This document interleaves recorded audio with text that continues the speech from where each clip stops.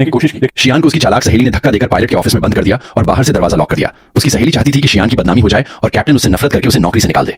शियान के पास कोई रास्ता नहीं था तो मजबूरी में अंदर ही किसी कोने में सोने की जगह बना ली। रात में कैप्टन जब ड्यूटी खत्म करके लौटा, उसने देखा कि ऑफिस का दरवाजा लॉक है तो उसने चाबी से दरवाजा खोल लिया। अंदर आकर उसने चारों तरफ देखा, कोई नहीं था। फिर वह बिस्तर पर लेट गया। उसे बिल्कुल पता नहीं था कि उसी बिस्तर पर कोई और भी मौजूद है।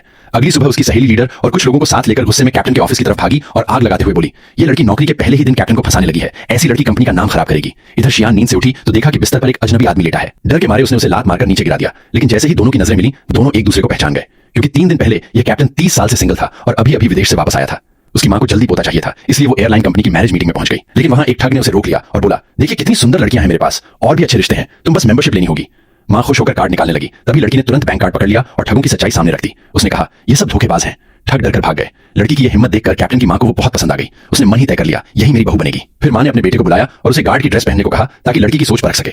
मां ने लड़की से कहा, मेरा बेटा सिर्फ 3000 रुपए सैलरी वाला सिक्योरिटी गार्ड है, क्या तुम उससे मिलोगे? तभी लड़का सिक्योरिटी गार्ड की ड्रेस में वहां आ गया। मां ने दोनों को साथ देखकर ड्रामा शुरू कर दिया और बोली, मेरे पास ज्यादा समय नहीं है, मैं बस चाहती हूं कि मरने से पहले मेरा बेटा शादी कर लेफ्टिनेंट। फिर उसने लड़की का हाथ लड़के के हाथ में रख दिया और बोली, तुम इससे शादी कर लो। लड़की पूरी तरह हैरान रह गई। कैप्टन को लगा कि लड़की उसे गरीब गार्ड समझकर मना कर देगी, लेकिन लड़की ने तुरंत हाँ कर दी। फिर दोनों ने रजिस्ट्रेशन करवा ली और कानूनी पति पत्नी बन गए। मां तो खुशी से पागल हो गई और दोनों के लिए हनीमून तक प्लान करने लगी। उसी समय लड़की को अपने इंटरव्यू वाली कंपनी का कॉल आया और वो जल्दी से वहां भागी। लेकिन कंपनी पहुंचते ही उसकी मुलाकात अपने धोखेबाज एक्स बॉयफ्रेंड और सहेली से हो गई। वह उनसे बहस करने ही वाली थी कि इंटरव्यू लेने वाला उसे अंदर बुला लेता है। तभी लड़की ने जानबूझकर लिपस्टिक उसकी ड्रेस पर लगा दी और जोर से बोली, ये गंदी ड्रेस पहनकर इंटरव्यू देने आई है। कंपनी के नियम बहुत सख्त थे, इसलिए इंटरव्यू लेने वाले ने उसे ड्रेस ठीक नहीं कहकर रिजेक्ट कर दिया। शियान ने कहा, लेकिन मैं तो टेस्ट में फर्स्ट आई हूं, मुझे एक मौका और दीजिए। तभी चालाक लड़की ने फिर भड़काया, ये तो कैप्टन की फैन है, पक्का उसे फंसाने के लिए ही आई होगी। ये सुनकर इंटरव्यू लेने वाले को लगा लड़की परेशानी खड़ी करेगी और उसने उसे फाइनल रिजेक्ट कर दिया। उधर कैप्टन ने गलती से लड़की की फाइल देख ली थी। उसे समझ नहीं आया कि जो लड़की टेस्ट में नंबर 1 आई वो रिजेक्ट कैसे हो गई। जब उसे पता चला कि ड्रेस खराब होने की वजह से रिजेक्ट हुई है, तभी लड़की खुद कैप्टन के ऑफिस आ गई। उसने कहा, मैं वही लड़की हूं जो टेस्ट में फर्स्ट आई थी, मेरी गलती नहीं थी, मुझे बस एक मौका चाहिए। कैप्टन को अपनी असली पहचान छुपानी थी, इसलिए उसने अपने दोस्त को भेजकर लड़की का दोबारा इंटरव्यू करवाया और इसी तरह लड़की का सिलेक्शन हो गया।